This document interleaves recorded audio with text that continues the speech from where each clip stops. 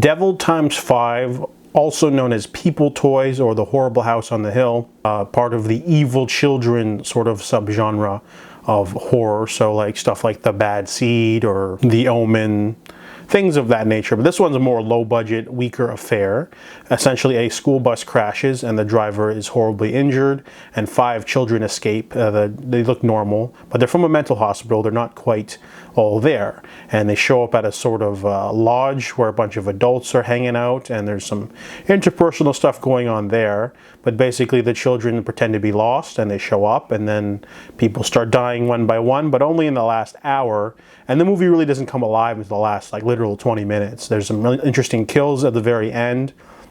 The movie doesn't quite manage to find that sort of creepy juxtaposition that they're going for, because the musical score is like very like childish and kind of like carefree.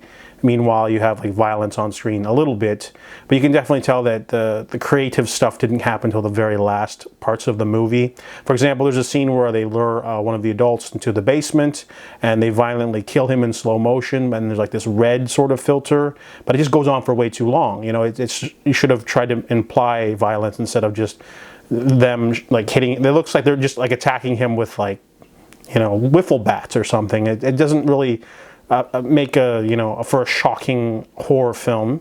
Some of the other kills are really good too, but it really doesn't happen until the very, like literally the last 20 minutes of the movie.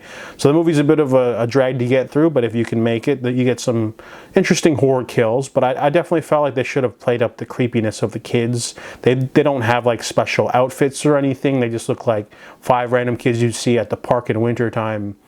They don't try to play up the whole mental institution angle or anything, or make them creepy or anything. They're just evil for the sake of evil and weird, and they're not really explained. And you can tell the movie doesn't have much of a budget, but overall it's a weird horror offering, and I give Devil Times 5 a 5 out of 10.